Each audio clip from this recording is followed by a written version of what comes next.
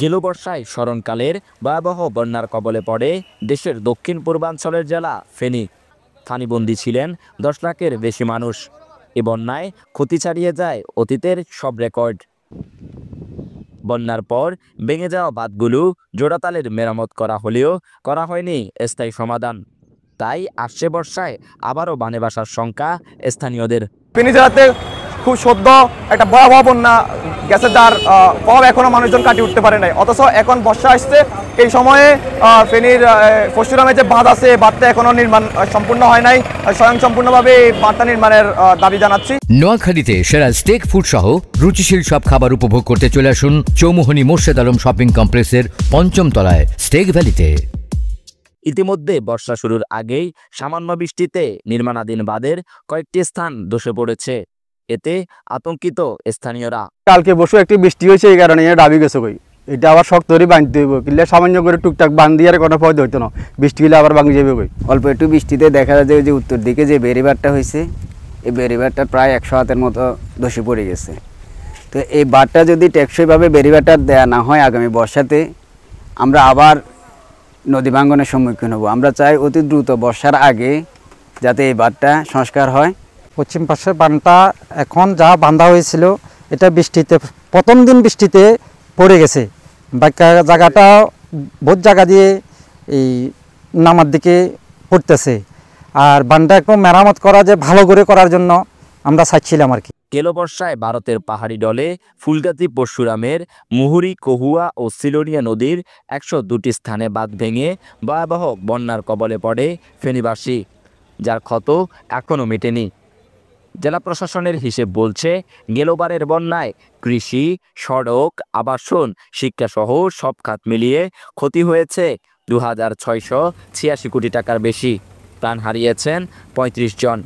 এমন ঘটনার পুনরাবৃত্তি ঠেকানোর আহ্বান সচেতন মহলের। গতবারের চেয়েও এবছর আরও বেশি ভয়াবহ বন্যা হতে পারে, এবং যদি সেটা অনতিবিলম্বে সেখানে যদি টেকসই বাঁধ যদি নির্মাণ করা না হয়, তাহলে শুধু মুহুরী পাড়ের অর্থাৎ পরশুরাম ফুলগাজী নয়, পুরো ফেনী জেলা এবং আশপাশের মানুষ তাদের এই ভোগান্তি থেকে, তাদের এই দুর্ভোগ থেকে তারা রেহাই পাবে না।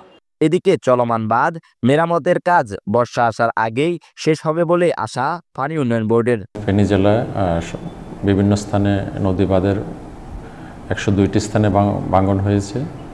তার মধ্যে 96টি ভাঙন ইতিমধ্যে বন্ধ করা হয়েছে। 6টি বড় ভাঙনের কাজ চলমান আছে, তাও প্রায় শেষ পর্যায়ে। এছাড়া নিষ্কালিকাপুর বল্লারমুখ স্থানে আরও 2টি রিসেকশনিং কাজ নোম্যান্সল্যান্ডের জটিলতার কারণে কিছুটা অনিশ্চয়তার মধ্যে চলমান আছে। এটা আশা করা হচ্ছে খুব দ্রুতই আমরা ঝুঁকিমুক্ত পর্যায়ে চলে যাব।